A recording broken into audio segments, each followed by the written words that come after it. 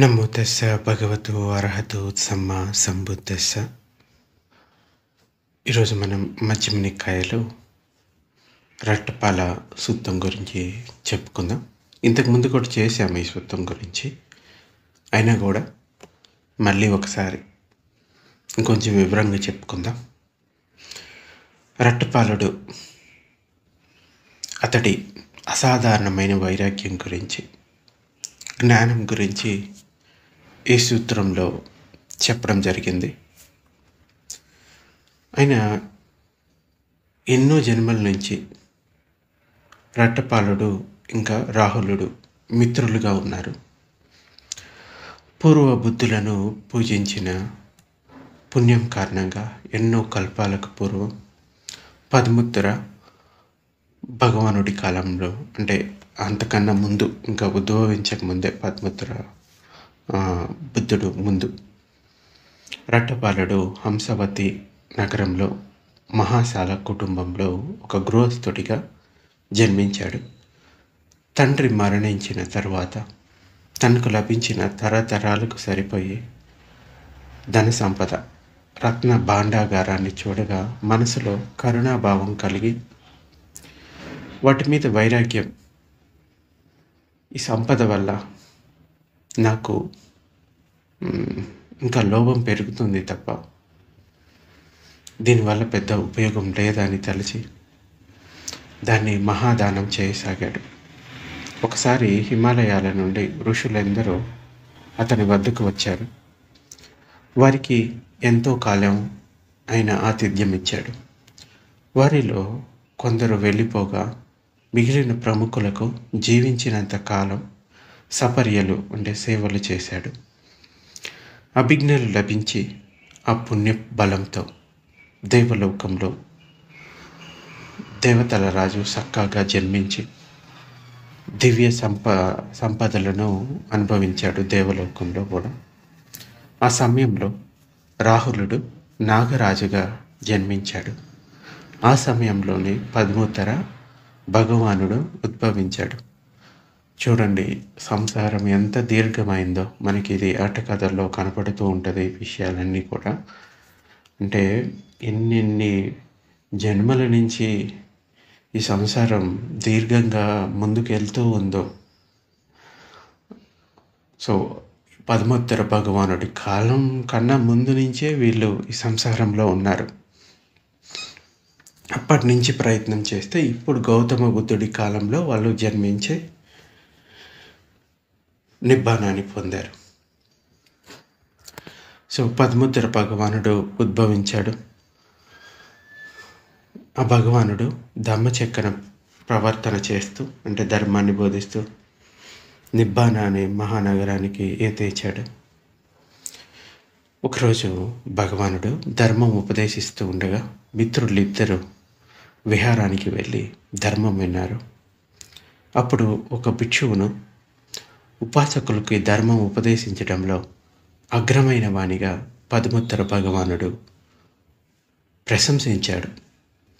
అప్పుడు రట్టపాలుడు అది విని తాను కూడా అలా భగవానుని ప్రశంసలు అందుకోవాలని సంకల్పించుకున్నాడు. భగవానుడు భావి కాలంలో గౌతమ బుద్ధుని శాసనంలో ప్రవచితుడైనప్పుడు అలాగే జరుగుగాక అని ఆమోదం తెలిపాడు. ఎవరు? పద్ముత్తర బుద్ధుడు.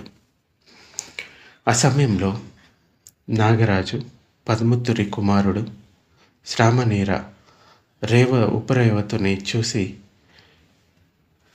ముచ్చటపడి భగవానుని వలె, అంటే భగవానుని ఇలా కోరుకున్నాడు.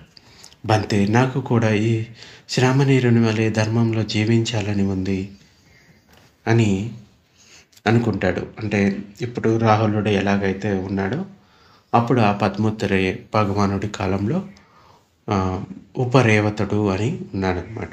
సో ఆ విధంగా నేను కూడా ఉండాలి, అటువంటి పుణ్యపారమితులను సంపాదించుకొని నేను కూడా ఆ విధంగా పేరు తెచ్చుకోవాలి అని సంకల్పం చేసుకుంటే ఈ పద్ముత్తర భగవానుడు ఆమోదం తెలిపి గౌతమ బుద్ధుని కాలంలో రాహుల శ్రామనేరుడిగా ధర్మంలో తరించదువుగాక అని దీవిస్తాడు. అంటే ఆ టైంకి నువ్వు అలా రాహులుడిగా జన్మించి నిబ్బానాన్ని పొందుతావని తెలుపుతాడు. ఆ విధంగా బ్రతికినంత కాలం పుణ్యకర్మలను ఆచరించి రట్టపాలుడు పుస్స భగవానుడి అంటే పుస్స అనే సమ్యక్ సంబుద్ధుడి భగవానుడి కాలంలో బోధిసత్వునికి సవితి తమ్ముడిగా జన్మించాడు. భగవానునికి అసిస్టెంట్గా అంటే ఉపస్థావిరుడు అని అంటారు, స్థావికుడు అంటే అసిస్టెంట్ అనమాట.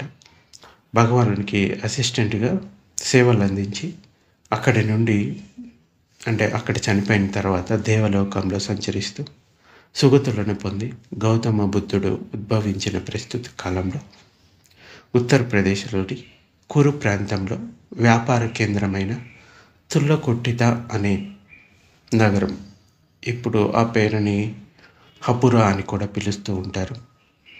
ఆ నగరంలో మహాధనవంతులైన వ్యాపార కుటుంబంలో రట్టపాలుడు పుట్టాడు. అల్లారు ముద్దుగా పెరిగాడు. వివాహం చేసుకున్నాడు. పెద్దలు వారి వ్యాపారంలో వారు తలమునకలై ఉన్నారు. రట్టపాలుడు కూడా వ్యాపార నిమిత్తం దేశాలు తిరుగుతూ ఉండేవాడు. కనుక చేతిలో డబ్బు అన్నది పుష్కలంగా ఉండేది. వ్యాపార లావాదేవీలతో పాటు విలాస విహారాలకు కూడా కొదవ ఉండేది కాదు. ఆయనలో దాన గుణం వృద్ధి చెందడంతో ధార్మికులకి దాన ధర్మాలు చేయడం అలవాటైంది. ఒకానొక సమయంలో భగవానుడు పెద్ద భిక్షు సంఘంతో కురు దేశంలో సంచరిస్తూ ఈ కురు నగరమైన తుల్లకొట్టితను సందర్శించాడు. తుల్లకొట్టిత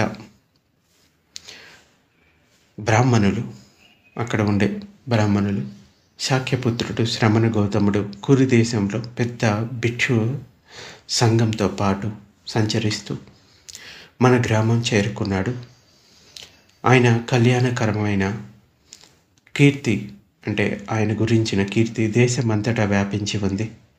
ఆయన భగవానుడు, అర్హంతుడు, సమ్యక్ సంబుద్ధుడు, విద్యా ఆచరణ సంపన్నుడు, సుగతుడు, లోకవిధుడు, అనుత్తర పురుష ధమ్మసారథి, సత్తాదేవ మనుస్సానం అంటే దేవ మానవులకి గురువు అటువంటి బుద్ధుడు భగవానుడు అని ఆయన గురించి చెప్పుకుంటూ ఉన్నారు. అది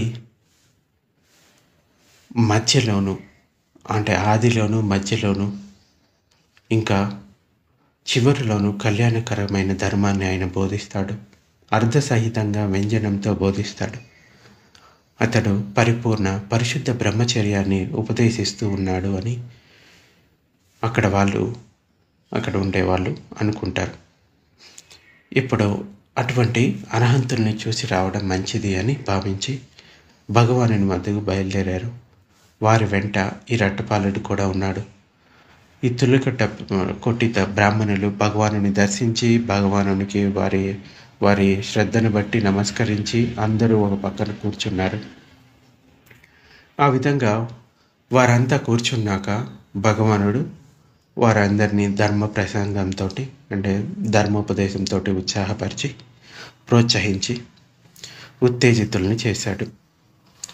ధర్మం విన్న రట్టపాలుడు ప్రవచ తీసుకోవాలని ఉత్సాహం కలిగింది. అంటే భగవానుడు ఎప్పుడైనా ధర్మం చెప్పేటప్పుడు మొదట దాన కథ చెప్తాడు, అంటే దానం వల్ల కలిగే ప్రయోజనాల గురించి. తర్వాత శీల కథ అంటే శీలాన్ని ఆచరించడం వల్ల కలిగే ప్రయోజనాల గురించి. తర్వాత ఇంద్రియ సంవరణం గురించి చెప్తాడు. అలాగే ఇంద్రియాల్లో ఉన్న వాటి విష పరిణామాల గురించి కూడా చెప్తాడు. ఆ తర్వాత దేవలోకంలో ఉన్న జన్మ గురించి చెప్తాడు. అది కూడా అనిత్యమైనది. అలా 4 ఆర్య సత్యాలు, అనిత్యత, దుఃఖ, అనాత్మ జ్ఞానాల గురించి చెప్తాడు. ఇవన్నీ విన్న తర్వాత, ఈ ఇంద్రియ సుఖాల గురించి విన్న తర్వాత రట్టపాలుడిలో ప్రవచ తీసుకోవాలనే ప్రేరణ కలిగింది. ఎందుకంటే ఇంతకుముందు జన్మల నుంచి కూడా అతడు దీనికోసమే సాధన చేస్తూ వస్తున్నాడు. కాబట్టి ఒక్క ప్రవచనంతోటే మార్పు అనేది వచ్చింది. కొందరు అనుకుంటూ ఉంటారు, అదేంటి ఒక్క ధర్మోపదేశానికి అంత మార్పు వస్తుందంటే వాళ్ళు ఎన్నో జన్మల నుంచి ప్రాక్టీస్ చేస్తూ వస్తున్నారు. ఆ ధర్మంలో ఉన్నప్పుడు ఒక్క ప్రవచనం కూడా సరిపోతుంది వాళ్ళలో ఈ వైరాగ్యం రావడానికి. ఇక ప్రవజ్య తీసుకోవాలనే ఉత్సాహం కలిగింది. ఇక విజ్ఞానదాయకమైన ధర్మం వినేసరికి రెట్టపాలెడులో ధర్మం నేర్చుకోవాలని జిజ్ఞాస ఇంకా కలిగింది. ఏ సుఖంలో అయితే ఇన్నాళ్ళు పోర్లాడుతూ వచ్చాడు, ఆ సుఖమంతా అనిత్యమేనని ఊహ తెలిసింది. ఆశ్రవ ప్రవాహాల విన్యాసమేనని ఊహ తెలిసింది. ఈ మేను మెరుగులన్నీ వాడిపోయేవే అని, అవన్నీ మారుడు విసిరే మాయాజాలమనే ఊహ తెలిసింది. ఈ జీవితం అనిత్యం, మరణమే నిత్యం ధ్రువం అనే ఊహ తెలిసింది. మరణించేలోపు ఈ నిబ్బాన సుఖాన్ని, ఆశ్రవక్షయాన్ని పొందాలనే ధర్మ సంవేగం అతడిలో కలిగింది, వైరాగ్యం కలిగింది. భగవానుని ధర్మ ప్రసంగంతో ఉత్సాహితులై, ప్రేరితులై, ప్రోత్సహితులై ఆనందభరితమైన ఈ తుల్లికుట్టియ బ్రాహ్మణ గ్రూపతులు భగవానునికి నమస్కరించి వాళ్ళ ఆసనాల నుంచి లేచి ప్రదక్షిణం చేసి వెళ్ళిపోయారు భగవానుడికి. ఇక వారంతా వెళ్ళిన తర్వాత ఈ గృహస్థుడైన రట్టపాలుడు భగవానుడి వద్దకు వెళ్ళి అభివాదాలు తెలిపి ఒక పక్కగా కూర్చున్నాడు. కూర్చొని ఇలా అన్నాడు, బంతే, గృహ జీవితంలో ఉంటూ భగవానుడు బోధించిన ధర్మాన్ని ఆచరించడం, గృహస్థునిగా ప్రకాశవంతంగా, పరిపూర్ణంగా, పరిశుద్ధంగా ఉన్నటువంటి బ్రహ్మచర్యంలో గడపడం అంత తేలిక కాదని నాకు అర్థమైంది. బంతే, నేను నా లోపల ఉన్న క్లేశాలను అధిగమించడానికి ఈ నా కేశాలు అంటే వెంట్రుకలు, అంటే తల బోడి చేసుకొని చీవరాలు ధరించి ఇల్లు వదిలి ప్రవజ్య తీసుకుంటాను. నేను ప్రవజ్యను భగవానుని వద్ద తీసుకుంటాను, ఉపసంపదను అంటే భిక్షు ఉపసంపద తీసుకుంటాను అని అంటాడు. అప్పుడు భగవానుడు ఇలా అంటాడు, రెట్టపాల, అగర్య అంటే గృహ జీవితం. అగర్య అంటే ఒక ఇంటి కప్పులో నివసించడం. అనగార్య అంటే ఎటువంటి ఇంటి కప్పు లేకుండా నిశ్రయంగా ఉండటం, అంటే ఎటువంటి ఏమంటారు ఆశ్రయం లేకుండా ఉండటం.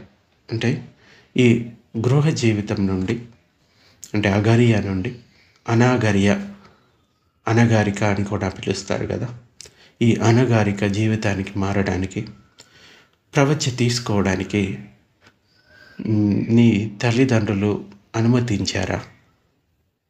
లేదు బంతే, నా తల్లిదండ్రులు అనుమతించలేదు అని చెప్తాడు. అంటే ఎవరైనా భిక్షు ఉపసంపద తీసుకోవాలి అంటే వాళ్ళ తల్లిదండ్రులు కనుక బ్రతిగా ఉంటే తల్లిదండ్రుల అనుమతి తీసుకోవాలి. లేదు పెళ్ళి చేసుకొని ఉంటే భార్య ఇంకా తల్లిదండ్రుల అనుమతి తీసుకోవాలి. అనుమతి ఉన్నప్పుడు మాత్రమే ప్రవజ్య ఇవ్వటం అనేది జరుగుతుంది. అయితే రట్టపాల తల్లిదండ్రుల అనుమతి లేకుండా తథాగతులు ఎవరికి ప్రవజ్య ఇవ్వరు. మొదట్లో ఈ నియమం ఉండేది కాదు.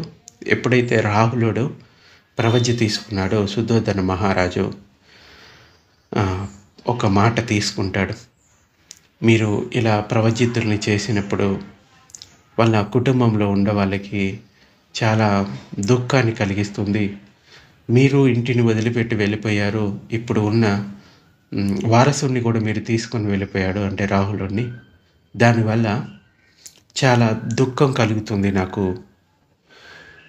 ఇక మీదటైనా ఈ తల్లిదండ్రులకి ఈ శోకం ఉండకుండా ఎవరైనా మీ దగ్గర ప్రవజ్య తీసుకోవాలనుకుంటే తల్లిదండ్రుల అనుమతి ఉంటేనే ఇవ్వండి అన్నట్లుగా చెప్తాడు. దానికి భగవానుడు కూడా ఓకే అని అప్పటి నుంచి ఎవరైనా ప్రవజ్య తీసుకోవాలంటే తల్లిదండ్రుల అనుమతి తీసుకొని ఉన్నారా లేదా అన్నది చూస్తారు. అయితే బంతే, నా తల్లిదండ్రుల అనుమతి పొంది మీ వద్దకు వస్తాను అని రటపాలుడు అంటాడు. ఆ తర్వాత రటపాలుడు తన ఆసనం నుండి లేచి భగవానునికి నమస్కరించి ఆయనకి ప్రదక్షిణం చేసి నేరుగా అతడు తల్లిదండ్రుల దగ్గరికి వెళ్ళి, తల్లిదండ్రులారా, నేను అర్థం చేసుకున్న దానిని బట్టి ఈ గృహ జీవితంలో ఉంటూ భగవానుడు బోధించిన ధర్మాన్ని ఆచరించడం, గృహస్థునిగా ప్రకాశవంతంగా, పరిపూర్ణంగా, పరిశుద్ధంగా ఈ బ్రహ్మచర్యాన్ని గడపడం అంత తేలిక కాదు అని తెలుస్తుంది. నేను తల బోడి చేసుకొని కాషాయ వస్త్రాన్ని ధరించి ఈ ప్రవచ తీసుకుంటాను, నాకు అందుకు అనుమతి ఇవ్వండి అని తల్లిదండ్రుల దగ్గరికి వెళ్ళి చెప్తాడు. అతడు అలా చెప్పగానే అతని తల్లిదండ్రులు గొల్లుమని ఏడవడం మొదలుపెట్టారు. ప్రియమైన కుమార రట్టపాల, నీవు మాకు ఒక్కగానొక్క బిడ్డవు, నిన్ను ఎంతగానో ప్రేమించాము, నీకు ఏ కష్టం దుఃఖం తెలియకుండా పెంచాము. మేము ఇంకా జీవించి ఉండగానే నిన్ను వదులుకోవడానికి, ప్రవచ తీసుకోవడానికి ఎలా అనుమతించగలము? ఎందుకంటే ఈ ప్రవచ జీవితం చాలా కష్టాలతో కూడుకున్న జీవితం. అయితే రట్టపల్లడు పట్టు విడవడు. రెండోసారి కూడా అలా అడుగుతాడు, మూడోసారి కూడా అడుగుతాడు. అనుమతి అడిగినా కానీ తల్లిదండ్రులు అదే సమాధానం చెప్పారు. అప్పుడు రట్టపాలుని ప్రవచ్చకు అనుమతి లభించకపోవడంతో ఇలా అంటాడు, నేను ఇక్కడ ఇదే పాటులో ఎటువంటి ఆహారం తీసుకోకుండా మరణించడమో, లేకపోతే మీరు అనుమతిస్తే భిక్షు సంఘంలో చేరడమో ఏదో ఒకటి జరగాలి అని ఆహారం తీసుకోవడం మానేశాడు. ఇక అలాగే ఒకే చోట నేలపైన పడి ఉండిపోతాడు, అంటే కటిక నేలపైన. అప్పుడు అతని తల్లిదండ్రులు ఇలా చెప్పారు, ప్రియమైన కుమార రట్టపాల, నీవు మాకు ఒక్కడవే బిడ్డవు, మేము నిన్ను ఎంతో ప్రేమించాము, నీకు ఏ కష్టం తెలియకుండా సుఖకరంగా పెంచాము. ప్రియ రట్టపాల, పైకి లే రట్టపాల, తిను, త్రాగు, వినోదించు, నీకు కావాల్సినంత సంపద ఉంది, నీకు నచ్చినట్టుగా ఉండు, నవ్వుతూ ఉండు, తింటూ తాగుతూ వినోదిస్తూ ఈ కామసుఖాలను ఆనందించగలవు. గృహస్థునిగా ఉంటూ పుణ్యాన్ని ఆర్జించవచ్చు. నువ్వు కావాలి అంటే నీ దగ్గర ఉన్న ధనంతో దానాది పుణ్యకార్యాలు చేసుకుంటూ కూడా జీవించవచ్చు. మేము నీకు ప్రవచ తీసుకోవడానికి అనుమతి ఇవ్వము, మేము జీవించి ఉండగానే నీకు ప్రవచ తీసుకోవడానికి అనుమతి ఇవ్వమంటే ఇవ్వమని ఈ తల్లిదండ్రులు కూడా పట్టుపట్టారు. ఇలా చెప్పగా ఇక రట్టపాలుడు మౌనం వహించాడు. ఇక తల్లిదండ్రులు రెండోసారి, మూడోసారి అతనితో ఇలాగే చెప్పారు. మూడోసారి కూడా ఈ రట్టపాలుడు వినలేదు. ఒకటి, నేను ఈ విధంగా అయినా మరణించాలి, లేదా మీరు నాకు అనుమతి ఇవ్వండి, నేను భిక్షు సంఘంలో చేరిపోతాను. ఈ రెండిట్లలో ఏదో ఒకటి జరగాలి. ఇంకా అంతటా రట్టపాలుని తల్లిదండ్రులు అతని మిత్రుల వద్దకు వెళ్ళి వారితో ఇలా అన్నారు, ప్రియమైన యువకులారా, నేను ఇలా చావనైనా చేస్తాను లేదా ప్రవచ తీసుకుంటాను అని రట్టపాలుడు ఇలా కటిక నేల మీద పడుకొని ఉన్నాడు. రండి, మా రట్టపాలుడి దగ్గరికి రండి, వచ్చి చెప్పండి, మిత్రమా రట్టపాల, నీవు నీ తల్లిదండ్రులకి ఒక్కడవే పుత్రుడవు, లేచి తిను, త్రాగు, వినోదించు, ఇంకా వారు జీవించి ఉండగానే ప్రవచ తీసుకోవడానికి నీకు ఎలా అనుమతిస్తారు అని మీరైనా స్నేహితులు ఉన్నారు కదా అని ఈ రట్టపాలుడి స్నేహితుల దగ్గరికి వెళ్ళి చెప్తారు తల్లిదండ్రులు.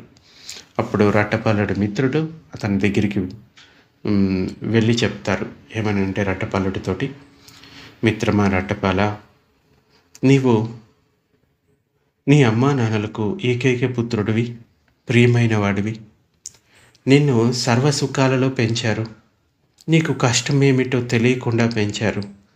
లే మిత్రమా రట్టపాల, తిను, త్రాగు, వినోదించు, తింటూ త్రాగుతూ వినోదిస్తూ నీవు సుఖంగా ఉండి కామసుఖాలను అనుభవిస్తూ, అంటే ఈ పంచకామ గుణాలు ఇంద్రియ సుఖాలను అనుభవిస్తూ కూడా నీవు పుణ్యాన్ని ఆర్జించవచ్చు. ఏంటి, దానాది పుణ్యకార్యాలు చేస్తూ నువ్వు పుణ్యాన్ని ఆర్జించవచ్చు, గృహస్థుడిగా ఉంటావు. నీ తల్లిదండ్రులు నీకు ప్రవచ తీసుకోవడానికి అనుమతించరు. ఇలా వారు చెప్పినప్పుడు కూడా రట్టపాలుడు మౌనమే వహించాడు. ఇలా రెండోసారి, మూడోసారి అతని మిత్రులు అతనికి చెప్పారు. అతడు మాత్రం మౌనమే వహించాడు. అలాగే నేలపైన పరుండిపోతాడు. అంతటా రట్టపాల మిత్రుడు, అంటే ఆ మిత్రులు అతని తల్లిదండ్రుల వద్దకు వెళ్ళి రట్టపాల పరిస్థితిని వివరించారు. ఇప్పుడు మీరు అతనికి ప్రవచ తీసుకోవడానికి అనుమతి ఇవ్వకపోతే ఇక్కడే చచ్చిపోయేలాగా ఉన్నాడు, చచ్చిపోతాడు కూడా. కానీ మీరు అతనికి అనుమతిస్తే ప్రవజ్య అంటే తీసుకున్నాక మీరు అతనిని చూస్తారు. అతనికి ప్రవజ్య ఆనందంగా లేకపోతే అతడు తిరిగి రాక మరి ఇంకేం చేస్తాడు. అందుకని మీరు అతనికి ప్రవజ్య తీసుకోవడానికి అనుమతినివ్వండి అని స్నేహితులు, అంటే ప్రవజ్య జీవితం అన్నది అంత ఈజీ కాదు, కష్టంగా ఉంటుంది. మీరు అనుమతి ఇచ్చిన మొదటి నుంచి చాలా సుఖాల్లో పెరిగాడు. ఒకవేళ అక్కడికి వెళ్ళిన తర్వాత ఆ జీవితం కష్టంగా అనిపిస్తే మళ్ళీ తిరిగి ఇంటికే వస్తాడు కదా. అంచేత మీరు ప్రవజ్య తీసుకోవడానికి అనుమతి ఇవ్వండి, లేకపోతే ఆహారం తీసుకోకుండా నీళ్లు తాగకుండా ఇక్కడే చనిపోయేలాగా ఉన్నాడు అని ఆ స్నేహితులు కూడా చెప్తాడు. మరి అలా అయితే మేము ప్రవజ్య తీసుకోవడానికి పుత్రునికి అనుమతిస్తాము, కానీ అతడు ప్రవజ్య తీసుకున్నాక మమ్మల్ని చూడడానికి రావాలి, అంటే అప్పుడప్పుడు మమ్మల్ని చూడడానికి రావాలి అని మాట తీసుకుంటారు.